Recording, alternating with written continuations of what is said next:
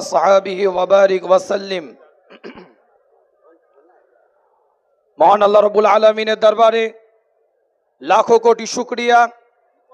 রাজ্য জামিয়াতে উলামার পক্ষ থেকে জনাব হযরত মাওলানা মোহাম্মদ সিদ্দিকুল্লাহ চৌধুরী সাহেবের নেতৃত্বে আজ এই রানী রাসমণি এভিনিউতে আজ এত দলবদ্ধর সাথে একতাবদ্ধর সাথে আজ আমরা উপস্থিত হয়েছি।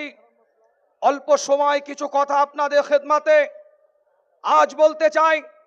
এই রানী রাসমণি এভিনিউ থেকে আল্লাহ কোরআনের মধ্যে এলান করে দিচ্ছেন, সূরা আল ইমরানের 3 নম্বর সূরার 133-134 নম্বর আয়াতের মধ্যে আল্লাযীনা ইউনফিকুনা ফিস সাররাই ওয়াদ দাররাই ওয়াল কাযিমিনাল গায়যা ওয়াল আফিনা আনিন নাস ওয়াল্লাহু ইউহিব্বুল মুহসিনিন। এর দ্বারাই মুত্তাকির পরিচয় দিচ্ছে আমার আল্লাহ। 133 নম্বর আয়াতের মধ্যে মুত্তাকির পরিচয় দিতে গিয়ে মুত্তাকি কারা তার ব্যাখ্যা করতে গিয়ে 134 নম্বর আয়াতের মধ্যে আল্লাহ বলছেন, যারা আল্লাহর রাস্তায় দান করে তারাই হচ্ছে মুত্তাকি। আজ ইতিহাস সাক্ষী দিচ্ছে, সেই কোরআনের আয়াতকে সামনে রেখে সাহাবায়ে কেরাম থেকে শুরু করে তাবিঈন থেকে শুরু করে তাবে তাবিঈন থেকে শুরু করে আইম্মায়ে মুজতাহিদিন থেকে শুরু করে ইমাম গৌস কুতুব আব্দাল্লাহ আমাদের স্বার্থে, আমাদের পরবর্তী প্রজন্মের স্বার্থে এই ভারতবর্ষ নয় গোটা পৃথিবীতে কিছু সম্পদ আল্লাহর রাস্তায় ব্যয় করে গেছে, যেটাকে আমরা ওয়াকাফ বলে থাকি।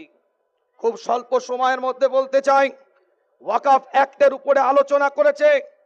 আজ আপনাদের খেদমতে বলে যাই, আমরা এনআরসির হয়ে লড়াই করেছি, সিএ এর হয়ে লড়াই করেছি। যখন বিল আনা হয় এনআরপির বিরুদ্ধে লড়াই করেছি, এনআরসি এমপিআর সিএএ এই সমস্ত বিরুদ্ধে আমরা লড়াই করেছি। ওটা আমাদের নাগরিকত্বের অস্তিত্বের লড়াই ছিল। আজ ওয়াকফ বিল যদি মেম্বার অফ পার্লামেন্টে সমকমিতার মতন নোংরা বিল যেমন পাশ করা হয়েছে, পরকীয়ার মতন নোংরা বিল যেমন পাশ করা হয়েছে, সেই রকম যদি ওয়াকফ বিল মেম্বার অফ পার্লামেন্টে পাশ করা হয়, মনে রাখবেন আমাদের লড়াইটা তখন ঈমানের অস্তিত্বের লড়াই দাঁড়িয়ে যাবে। আজকে ছোট্ট করে বলি, এই কলকাতার বুকে মোহাম্মদ আলী পার্কে ইতিহাস সাক্ষী দিচ্ছে। আজ আমার পূর্বে বক্তব্য দিতে দিতে জনাব সিদ্দিকুল্লাহ সাহেব চৌধুরী সাহেব, ওনার সাথে আমার একটা সম্পর্ক আছে, আমার নানা জানের সাথে